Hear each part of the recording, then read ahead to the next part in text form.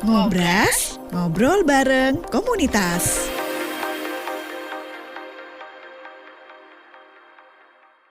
Assalamualaikum warahmatullahi wabarakatuh. Selamat malam pendengar dan juga pemirsa RRI Sumeneb.net. Jumpa kembali kita di Ngobras, ngobrol bareng komunitas. Saya Ani Purnama.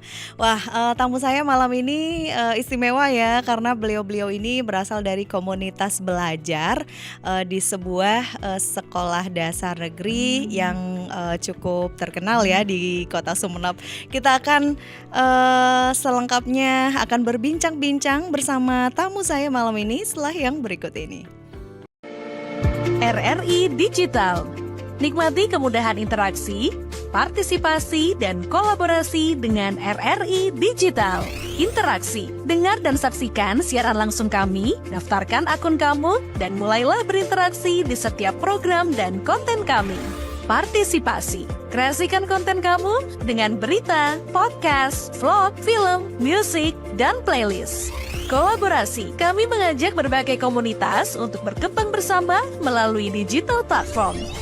RRI Digital sekarang menghadirkan terobosan baru, workspace platform dan online learning platform dengan fasilitas-fasilitas unggulan, monitor impact dan outcome, meeting online, video conference, dan library. RRI Digital menghadirkan fitur-fitur untuk peningkatan interaksi, partisipasi, kolaborasi, workspace, dan learning. Yuk, segera download RRI Digital.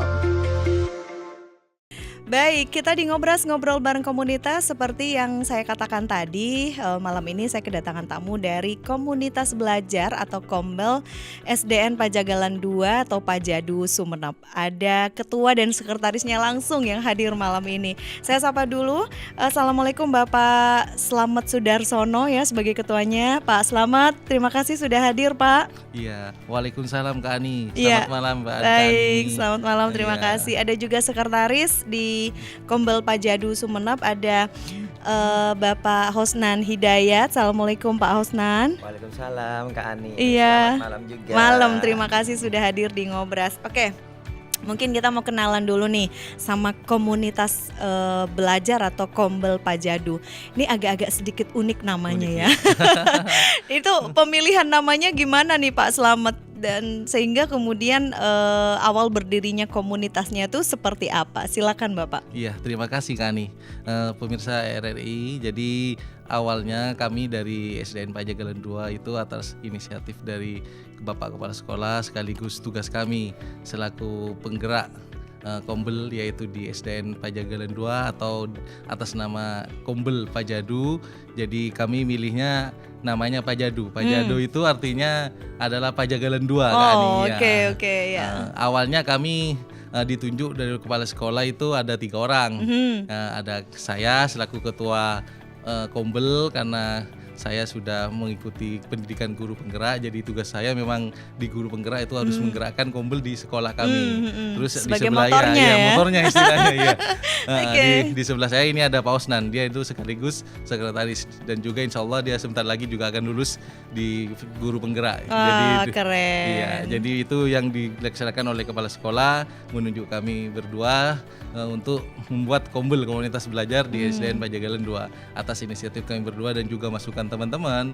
Maka Kombelnya kami nama Kombel Pajadu, komunitas Pajadu. Iya, belajar Pajagalan 2 Kak Ani, iya. Jadi pertama kali dengar namanya saya ada Mbak Ani komunitas Pajadu.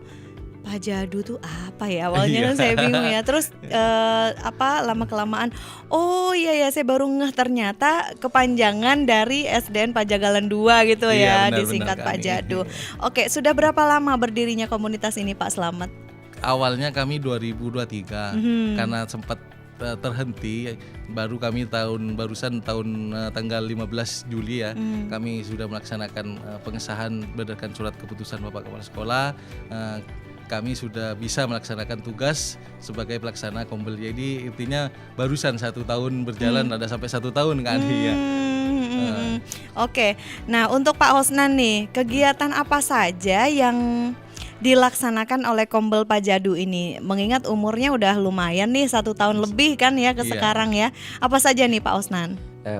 Jadi gini Kak Ani, untuk program di Kombel kami itu jadi sudah terprogram Kak Ani. Jadi pelaksanaannya itu di tiap hari Sabtu Kak Ani. Jadi di tiap hari Sabtu itu setelah anak pulang, siswa itu pulang, jadi kita itu melaksanakan Kombel sampai jam absen. Kebetulan absennya kan sampai jam 1. Nah, di situ tuh kita melaksanakan Kombel, di situ sudah terprogram. Jadi mulai dari bedah JP tuh ya, kemudian diskusi tentang permasalahan di kelas gitu kan. Pastinya itu tiap guru memiliki permasalahan di kelas gitu. Jadi kita tuh kumpul, kemudian kita diskusi gitu. Nah, memecahkan permasalahan yang ada di kelas itu kan. Gitu. Jadi semacam ada sharing gitu ya Pak. Gitu, diskusi bareng gitu kan ya, untuk memecahkan masalah. Dan juga di satu sisi saya kan masih menempuh pendidikan guru penggerak kan ya. Jadi ilmu yang saya dapat juga saya transfer ke teman-teman di sekolah. Wah, keren gitu kan, ya. gitu. Jadi tidak stuck di kita, tetapi kita juga memberikan kontribusi sekali, untuk guru-guru yang lain. Gimana sih rasanya jadi guru penggerak? Nah, ini kan Pak Slamet udah ya. Sekarang masih akan masih menempuh yang namanya pendidikan guru penggerak. Itu gimana perasaannya Pak Osnan? Kalau saya pribadi Kak Ani ini sangat senang sekali dengan adanya pendidikan guru penggerak ini, karena terus terang ilmu-ilmu yang didapat itu banyak sekali Kak Ani. Jadi update ilmu dari pendidikan guru penggerak itu banyak sekali Kak Ani. Gitu. Jadi mulai dari gimana kita itu menenangkan psikologis anak dengan mindfulness misalnya, kemudian tentang pembelajaran berdiferensiasi gitu, dan masih banyak yang lainnya Kak Ani. Jadi di pendidikan guru penggerak itu pokoknya jempol. Seperti itu ya. Makanya saya juga agak sedikit tertarik nih dengan sistem pembelajaran yang mindfulness. Nah, itu mungkin bisa dijelasin dulu nih, Pak Slamet dulu nih.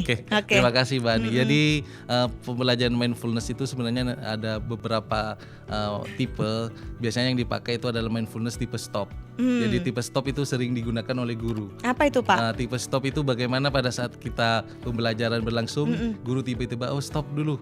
Nanti di situ anak-anak melihat konsentrasi anak-anak masih terukur enggak. Kalau misalnya masih terpusat pada pembelajaran, kita lanjutkan. Kalau masih sudah agak tak terpusat, maka kita hentikan sejenak, baru kita adakan kegiatan-kegiatan gitu ya. entah ice breaking, entah apa, nanti diisi di situ. Bagaimana agar pusat pembelajaran itu terpenuhi lagi oleh peserta didik. Artinya apa? Peserta didik hadir sepenuhnya di dalam proses pembelajaran. Dan tidak bosan juga anak-anak diselingi intermezzo seperti gitu, itu ya. Iya. Itu biasanya apa yang dilakukan? Intermezzo seperti apa yang diberikan kepada anak-anak? Tergantung Mbak Ani. Jadi kalau biasanya kalau saya di pengalaman saya, kalau jam-jam terakhir kadang kan anak-anak lihat sudah agak ngantuk, capek mungkin. Kalau saya agak suruh berdiri, nanti saya hidupkan suatu musik yang mereka bisa bergerak. Gitu. Jadi sama-sama dengan saya jadi bisa bergerak. Saya pernah nonton di TikTok itu. Iya.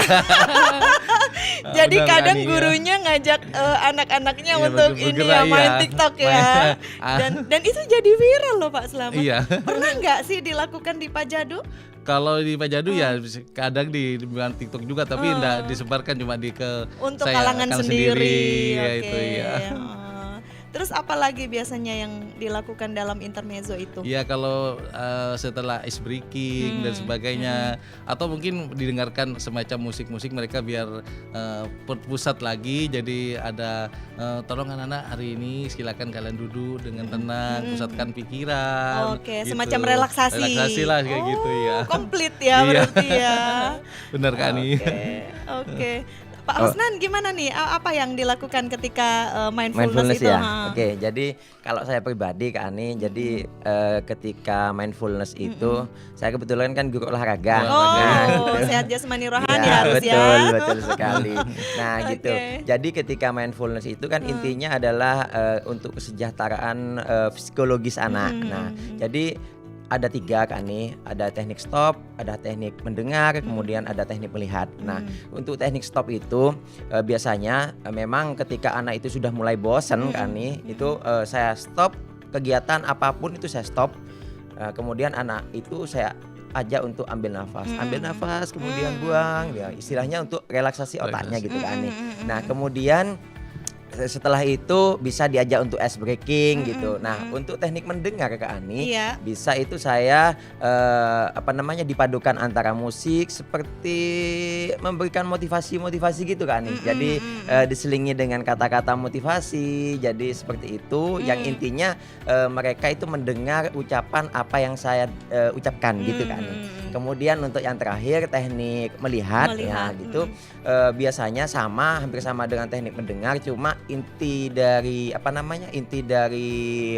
perkataannya itu diarahkan kepada melihat kan nih. Jadi gitu. Misalnya ya, coba kalian lihat di sekeliling kalian apa yang kalian sukai dan dan kalian senengi gitu misalnya. Seperti itu ya kan nih. Terus kemudian anak itu biasanya melihat di sekitar kelas itu apa kira-kira yang mereka senengi gitu. Seperti itu. Pernah nggak mereka kemudian melihat nggak ada Pak yang saya sukai, pernah nggak kayak gitu? Ada juga karena namanya anak SD ya kan nih ya. Jadi ada yang ketika itu bergurau gitu, karena mindfulness ini kalau misalnya dilaksanakan dengan sambil bergurau maka tidak akan berhasil. Jadi intinya itu harus betul-betul fokus mengikuti gitu. Tadi disampaikan bahwa kemudian sistem pembelajarannya mindfulness itu ada yang stop atau gimana ya, karena salah satunya adalah dipandang bahwa anak-anak ini udah bosen nih sepertinya ya. Jadi harus di stop untuk sementara. Nah, indikasinya mereka bosen tuh gimana Pak Husnan? Biasanya ya Kak Ani ya, kalau di pelajaran olahraga itu mulai gak konsen. Nah, ada yang ke sana, ke sini sudah gak tertib lah istilahnya. Nah, kalau di olahraga, tapi kalau di kelas itu biasanya ada yang ngantuk, kemudian ada yang sudah ngomong sendiri tuh. Nah, jadi kita itu biar anak-anak fokus lagi, kita kasih tuh seperti itu gitu. Oke. Nah, kegiatan apa lagi nih Pak Slamet di Kombel Pajadu ini Pak? Iya. Jadi banyak sebenarnya sudah saya programkan untuk kegiatan Kombel ini kan. Jadi diantaranya memang apa yang disebutkan oleh Pak Husnan tadi, kita saling berkolaborasi antara teman sejawat, diantaranya bersama guru kita saling mengisi atau biasanya disebut dengan evaluasi. Jadi bagaimana misalnya saya ngajar nanti dievaluasi oleh teman guru yang lain. Ya. Terus yang kedua saling berbagi praktik baik istilahnya. Jadi apa yang sudah saya dapatkan saya bagikan kepada teman-teman guru yang lain. Terus yang ketiga biasanya yang paling banyak kami lakukan adalah bagaimana mengevaluasi kegiatan belajar mengajar. Di antaranya antara fase A, B, C. Jadi kami saling berkumpul antar fase apa sih menjadi permasalahan di antara ketiga fase tersebut. Jadi ini intinya nanti kita saling memecahkan bersama Kak Ani. Iya. Oke, untuk pertemuannya sendiri setiap minggu atau bagaimana Pak? Kalau pertemuannya memang kami jadwalkan setiap minggu itu hari Sabtu setelah jam pulang. Pelajaran. Setelah jam pulang. Iya. Oke. Sekitar jam 11 kalau tidak salah. Jam 11 sampai jam 12 lah jatuh sampai jam 1 sampai kami selesai absen itu baru dilaksanakan kan. Oke. Apa dampaknya yang dirasa selama 1 tahun ini dengan adanya komunitas belajar dan tidak adanya komunitas belajar Pak Slamet? Oke, dengan adanya komunitas belajar saya rasa banyak bukan. Jadi teman-teman guru yang lain yang sebisanya mereka tidak terbuka kepada kami apa yang jadi permasalahan di kelas ataupun apa yang menjadi mereka menginginkan seperti apa. Jadi mereka sering terbuka. Pak, saya ingin belajar seperti ini. Ada enggak misalnya media pembelajaran yang menarik bagi siswa dan sebagainya. Kalau tidak ada ini ya kita berjalannya masing-masing. Tidak ada selaras dan sejalan kan ini. Jadi meskipun ada grup WA itu masih dirasa kurang ya. Dirasa kurang kan ya. Oke. Apa sih suka dukanya Pak Husnan? Kalau suka dukanya sih kalau di kegiatan berbagi ya Kak Ani ya. Jadi kadang memang ada beberapa guru yang istilah ya pokoknya ikutlah jalanlah gitu ya, ada sih yang seperti itu gitu, yang namanya kita kan di organisasi pasti yang ada yang sefrekuensi, ada yang tidak gitu kan seperti itu ya kan ya. Jadi ya kita ya intinya itu yang penting kita itu menebar manfaat untuk sesama gitu aja kan. Seperti itu ya. Iya, betul. Jadi mau sefrekuensi atau tidak sefrekuensi, tetap tujuannya satu frekuensi dong. Ya. Harus memberikan yang terbaik untuk anak-anak gitu ya. Betul. Oke, apalagi Pak Osnan yang dirasa ketika manfaat yang dirasa ketika ada kombel dan tidak ada kombel? Nah, jadi kalau di saya itu kan ini jadi lebih banyak manfaatnya daripada tidak manfaatnya kan ini. Karena betul-betul memang teman-teman itu terbantu dengan adanya kombel ini. Mereka itu terpecahkan kemasalahannya kan ini gitu. Jadi ketika punya permasalahan ini, nah solusinya gimana? Kita pecahkan bersama itu ketemu solusinya kan ini gitu. Jadi langsung dipecahkan saat itu dan langsung dipraktekkan sama teman-teman gitu kan. Oke. Kemudian kemarin juga ada berbagi praktek baik tentang kuisis kan. Nah, kuisis itu jadi untuk pembelajaran supaya anak itu menyenangkan kan. Seperti gitu. apa misalnya? Jadi kuisis itu mini game kan. Oke. Jadi pembelajaran itu soal-soalnya dibuat mini game kayak mini game. Jadi ada semi gamenya gitu kan nih. Jadi anak-anak nggak bosan. Jadi sejalan dengan program dari pemerintah yaitu meningkatkan teknologinya itu kan. Oke ya. Jadi salah satu tujuannya juga adalah memberikan teknik pembelajaran yang terbaik, yang Betul. menyenangkan untuk anak-anak ya. Apa dampaknya untuk anak-anak didik sendiri, Pak Slamet? Saya rasa kalau dampaknya memang ada banyak Kak Ani. Salah satunya memang tujuan dari kombel ini adalah bagaimana kebutuhan siswa antar siswa itu terpenuhi, karena kita tahu bahwa setiap siswa itu mempunyai kebutuhan pembelajaran yang berbeda-beda. Ada yang misalnya audio, ada yang visual, ada yang kinestetik dan sebagainya. Jadi kita harus tahu, anak ini butuh pembelajaran yang seperti apa. Jadi kita tidak bisa langsung menyelaraskan bahwa satu kelas belajar kayak gini, tidak. Jadi saya rasa jadi untuk kegiatan ini memang banyak sekali manfaatnya buat Kak Ani. Jadi kebutuhan belajar peserta didik itu bisa terpenuhi dengan adanya komunitas belajar yang kami laksanakan itu kan. Untuk kualitasnya sendiri Pak Slamet, apa dampak yang dirasa ke anak didik sendiri Pak? Kalau dari kualitas memang dari segi kognitif memang atau dari segi pengetahuan memang ada peningkatan yang sangat signifikan ya Kak Ani. Jadi mereka sudah bisa mengerjakan tugas-tugas tanpa harus dibantu, artinya harus diarahkan lagi. Jadi mereka sudah paham, ini tugas ini arahnya kemana dan sebagainya. Ya. Jadi yang kedua juga dengan adanya kegiatan ini salah satunya adalah kolaborasi antar peserta didik memang sudah terjadi kan. Ini kalau mulai dulu kan artinya siswa kurang berkolaborasi antar sesama teman. Jadi sekarang dengan adanya kegiatan kombel dengan pembelajaran yang menyenangkan yang sudah diterapkan oleh teman-teman kami, jadi mereka saling berkolaborasi. Artinya mereka saling memiliki antara yang satu anak dengan yang anak yang lain, sehingga proses pembelajaran itu lebih menyenangkan kan ya. Oke, dan goal yang ingin diciptakan itu tercapai gitu ya. Istilahnya iya. Oke, Pak Osnan, apakah di setiap sekolah itu harus ada guru penggeraknya, Pak?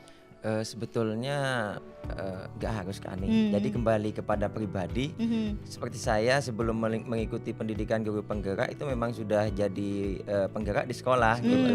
Jadi misalnya salah satu contohnya itu ketika teman-teman itu membutuhkan misalnya nih cara membuat media pembelajaran interaktif seperti apa. Nah, itu saya langsung ayo kita kumpul, kita coba melakukan itu sama-sama gitu. Ya, jadi seperti itu yang saya lakukan. Jadi nggak harus jadi guru penggerak sih sebetulnya. Jadi kembali kepada pribadi sendiri gitu kan nih. Jadi kalau memang niatnya sudah ingin memajukan pendidikan, ya otomatis dengan sendirinya sudah harus mengikuti sendiri. Harus mengikuti istilahnya perkembangan saat Betul. ini ya. Jadi seorang guru itu nggak harus stagnan di tempat gitu ya kan ya. Jadi harus kita itu berani bergerak ke depan. Seperti apa sih perkembangan pendidikan yang ke depan itu seperti apa. Jadi kita harus mengikuti, selalu update gitu kan ya. Jadi jangan hanya pokoknya saya di zona aman, jangan kan gitu. Nanti stuck kalau di zona aman terus ya, tidak berkembang maksudnya begitu. Nah, ini dia kan nih. Jadi harus berani untuk melintasi tantangan lah gitu. Jadi kan biasanya ketika kita gak tahu itu ada tantangan tersendiri tuh buat kita ya Kak Ani ya. Jadi di situ kita harus berusaha melewati tantangan itu gitu. Pernah nggak ngerasa capek? Pak Slamet dulu deh. Pernah nggak ngerasa aduh capeknya ya banyak tugas atau aduh anak-anaknya nakal-nakal atau gimana? Pernah nggak Pak ada rasa capek dan lelah itu? Oh, kalau capek dan lelah kalau dalam proses pembelajaran saya rasa tidak ada Kak Ani ya. Jadi saya akan terus berusaha merasa senang dan menyenangkan bagi peserta didik dalam proses pembelajaran Kak Ani. Iya. Apa yang dilakukan ketika namanya kita manusia ya? Iya. Kadang ada tuh rasa-rasa bosen, lelah, capek itu biasanya kalau bukan kita sendiri yang keluar dari zona itu kayaknya nggak bakal bisa nih Pak. Gimana caranya Pak Slamet? Kalau saya kalau sudah merasa capek banyak tugas dan sebagainya, saya biasanya sering dibuat membaca buku atau mendengarkan musik Kak Ani. Iya, jadi sering mendengar buku, mendengarkan musik dan sebagainya biar perasaan pikiran yang sudah penat dan sebagainya itu bisa hilang. Gitu ya, cara refreshingnya seperti itu. Ya. Kalau Pak Osnan gimana nih? Pernah nggak capek, lelah gitu? Iya kalau saya sendiri sih sebetulnya ya kadang memang juga pernah merasakan capek ya Kak Ani ya, tapi capek itu terbalaskan ketika siswa itu terbayarkan terbayarkan itu ketika siswa itu mencapai daripada pembelajaran yang mereka inginkan gitu. Intinya siswa ketika belajar itu senang dan bahagia. Kemudian kalau memang saya itu kebetulan lagi capek kan nih, yang saya lakukan biasanya itu ya mempraktekkan mindfulness tadi. Dipraktekkan sendiri. Betul.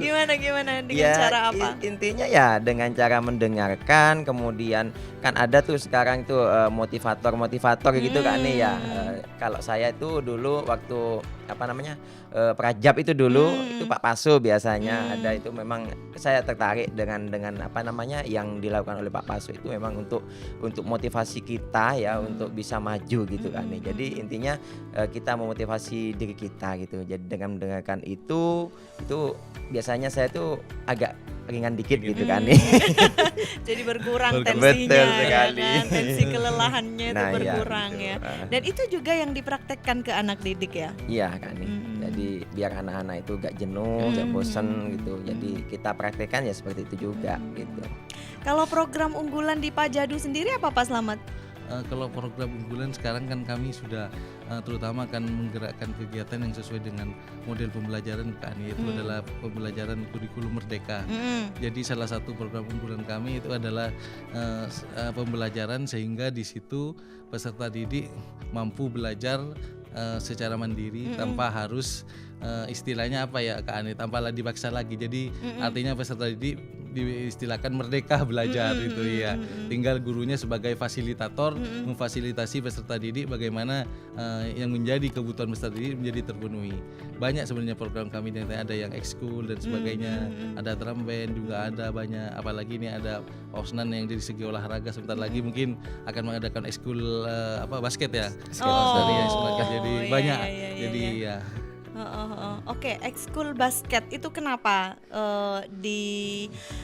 dirasa wah nih kayaknya kita harus punya klub basket nih gitu.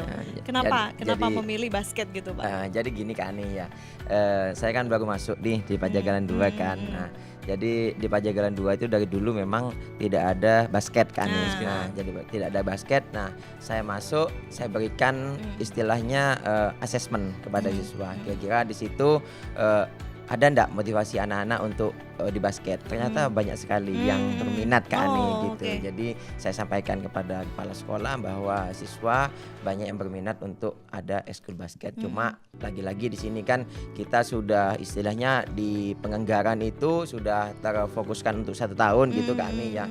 Jadi nanti mungkin insya Allah startnya di 2025 Kak Ani untuk basket.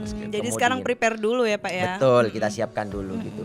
Kemudian di segi yang lainnya juga kita akan meningkatkan di segi akademiknya juga kan nih ya, karena bagaimanapun tidak kita juga selain di otak juga harus siapkan gitu ya kan harus ya. balance dong. Iya.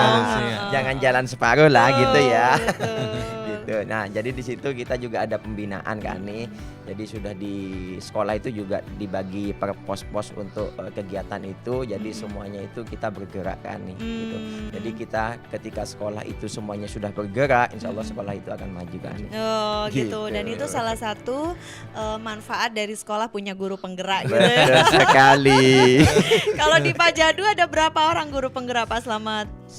Saat ini hanya ada 2, saya Hanya dengan 2 ya? iya, dengan Pak Osnan. Kemarin ada 2 lagi, alhamdulillah terpanggil menjadi kepala sekolah. Oh Iya. keren. Karena Iya. memang sasarannya kan nih ketika guru penggerak itu sasarannya memang menjadi pemimpin pembelajaran kan nih. Oh, Jadi gitu. memang dicetak khusus itu dan memang regulasi dari pusat untuk rekrutmen kepala sekolah itu memang harus dari guru penggerak kan nih, Oh, gitu. keren ya kalau gitu ya. Jadi maksudnya begini, seorang pemimpin itu kan memang harus punya bekal yang Bekal, ya. banyak. Salah satunya ya mungkin yang dipelajari dalam sekolah guru penggerak itu ya kan. Iya. Betul. Mm-mm. Memang semuanya di materi itu tentang kepemimpinan kan nih. Mm-mm. Jadi banyak sekali tentang kepemimpinan yang dipelajari di pendidikan guru penggerak. Cuma kembali lagi kepada diri kita sendiri. Betul. Mau belajar betul atau tidak. Iya, gitu mau kan. beneran Benar. jadi penggerak atau hanya tulisan saja. Betul.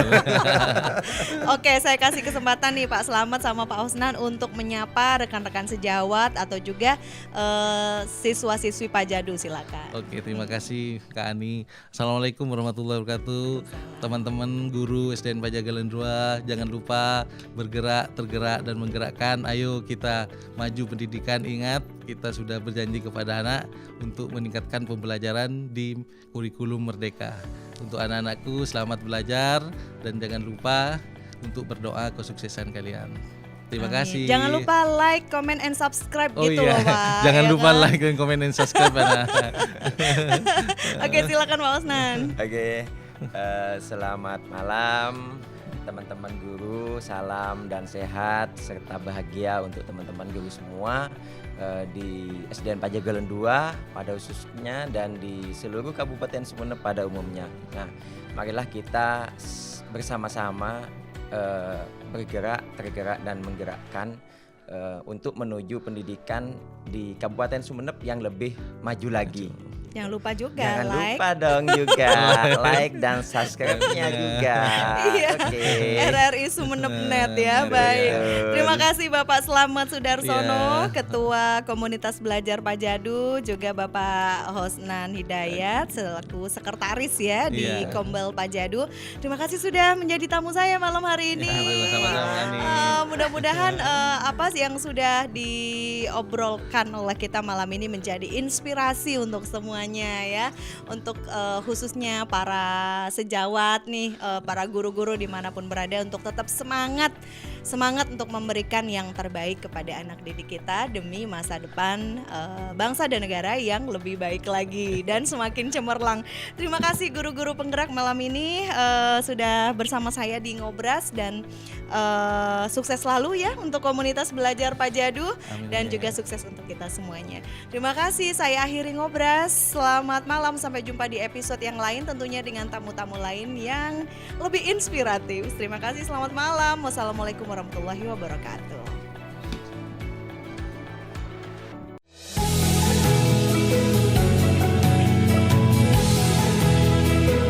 Sampai jumpa di Ngobrol Komunitas selanjutnya.